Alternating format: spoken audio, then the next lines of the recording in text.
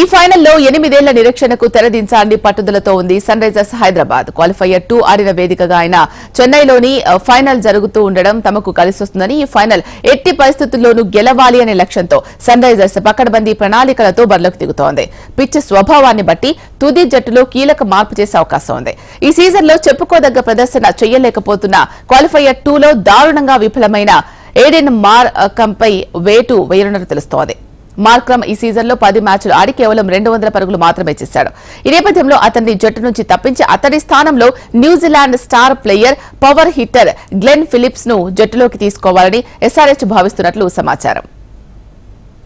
ఇక చెపాక్ స్టేడియంలో జరగనున్న ఫైనల్ కు 2 జట్లు సిద్దమయ్యాయి. అయితే ఈ పిచ్ పరిస్థితులు, గత రికార్డులు గమనిస్తే చెప్పుకోదగ్గ పరుగుల వరద ఉండే అవకాశాలు లేవు. ఇక్కడి యావరేజ్ టీమ్ స్కోర్ 159 పరుగులు మాత్రమే. ఇప్పటి వరకు ఇక్కడ నమోదైన గరిష్ట స్కోర్ 246 పరుగులు. ఈ వేదికలో ఇప్పటి వరకు 137 ఐపీఎల్ మ్యాచ్లు జరగగా 54 సార్లు 150 కంటే తక్కువ స్కోర్లు నమోదయ్యాయి. 71 సార్లు తొలుత బ్యాటింగ్ చేసిన జట్టు, 64 సార్లు సెకండ్ బ్యాటింగ్ ఆడిన జట్టు విజయం సాధించాయి. Kolkata Knight Riders, Sunrisers Hyderabad మధ్య జరిగే ఫైనల్ మ్యాచ్లో 165 పరుగులు సాధిస్తే కాపాడుకోదగ్గ స్కోరుకు విశ్లేషకులు చెబుతున్నారు. చిదంబరం స్టేడియంలో ఇప్పటి వరకు కోల్కతా 14 మ్యాచ్లు ఆడి 4 గెలిచింది. హైదరాబాద్ 10 మ్యాచ్లు ఆడి 1 మ్యాచ్ మాత్రమే నెగ్గింది. అయితే ఈ 2 జట్లు కలిసి చెపాక్లో తలపడ్డం ఇదే తొలిసారి.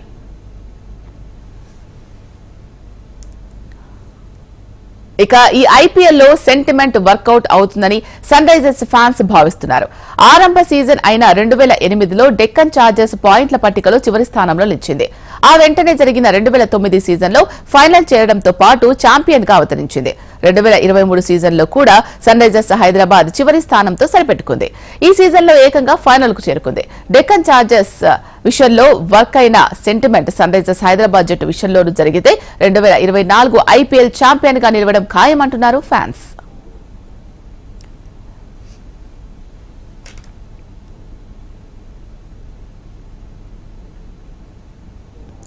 మొత్తానికి 2 బలమైన జట్ల మధ్య జరుగుతున్న టైటిల్ పోరులో కోల్కతా 3వ టైటిల్ సాధిస్తుందా?